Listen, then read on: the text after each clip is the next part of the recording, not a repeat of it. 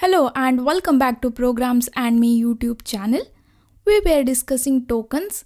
In the previous few tutorials, we talked about identifiers, keywords, operators, literals and punctuators in detail.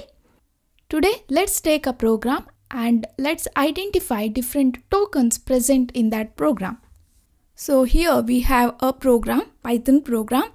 The first line is list1 is equal to 10, 20, 30, 40. Here we are creating a list and we'll talk about list and its operation in the upcoming tutorial. So here list1 is a list name. This is an identifier. Next we have equals to. Equals to is an operator. And next we have open bracket. It is a punctuator. 10, 20, 30, 40. These are all the constant numbers. So numeric literals. 10, 20, 30, 40 are literals. And here we can see elements are separated by comma. So here we can see separator or punctuator.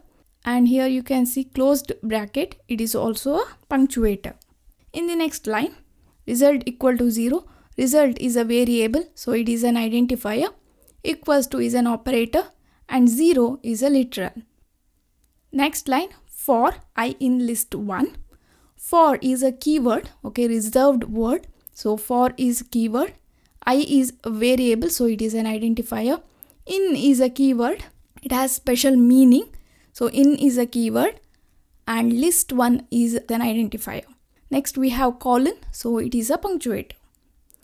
In the next line, result is an identifier. Equals to is an operator. Result is an identifier. Plus is an operator. I is an identifier. Next line we have print. Print is a built-in function. We'll talk about built-in function in the upcoming tutorials. Next here you can see open braces. It is a punctuator. Here this is a string. So string literal. And here comma is a punctuator. And result is an identifier. It is a variable. Closed parenthesis is a punctuator. So in this way, you can identify different tokens in given program. So that's it for now, guys. Thank you for watching. Don't forget to subscribe to my channel. I will meet you in next class. Till then, take care.